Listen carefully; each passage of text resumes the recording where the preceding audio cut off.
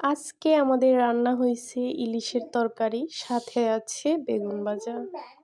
অনেক মজা, তাই না? আসলেই মজা। আর বেগুন ভাজার সাথে যদি গরম ভাত, ইলিশ মাছ ভাজা হয় তাহলে কিন্তু আরো মজা। কার কাছে কেমন জানি না। সবার রুচি কিন্তু এক হবে না, এটাই স্বাভাবিক।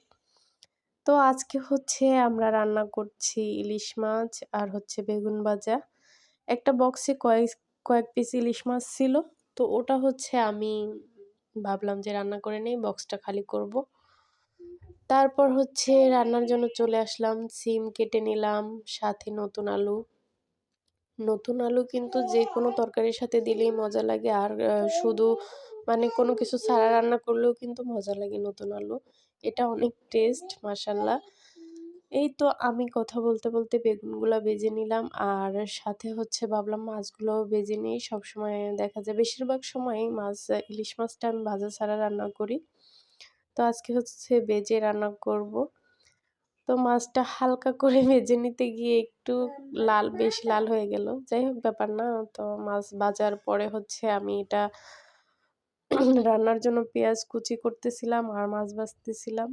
মানে কি, এক হাতে অনেক কাজ করতে থাকলে কাজ যখন শুরু করি একদম বসে থাকি না। সব কমপ্লিট করব, তারপর হচ্ছে রেস্ট করব।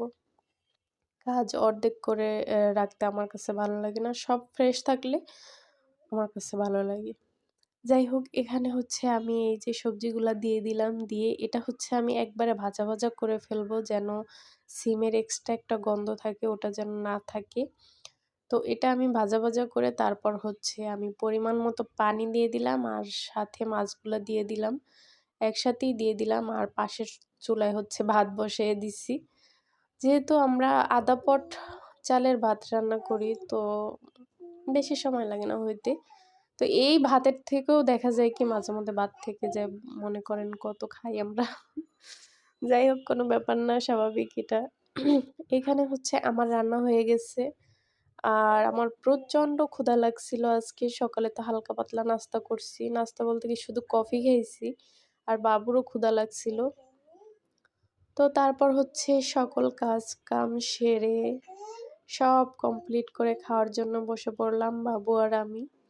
আর এই তো ভাত নিয়ে নিচ্ছি, তরকারি নিয়ে নিচ্ছি, বাবুকে খাওয়ায়া তারপর হচ্ছে আমি খাবো। আর এই তো আজকের ভিডিও এই পর্যন্তই। দেখা হবে নেক্সট ভিডিওতে। আর ওই যে ডিম দেখতে পাচ্ছেন, ওইটা আমার জামার জন্য। অফিস থেকে আইসা মাছ ভাজতে তার ভালো লাগে না, তাই একটা ডিম দিয়ে রাখলাম এক্সট্রা। যাই হোক, ভালো থাকবেন, দোয়া করবেন, পাশে থাকবেন, আর লাইক কমেন্ট শেয়ার করবেন। ওকে, বাই বাই, টাটা, আল্লাহ হাফেজ।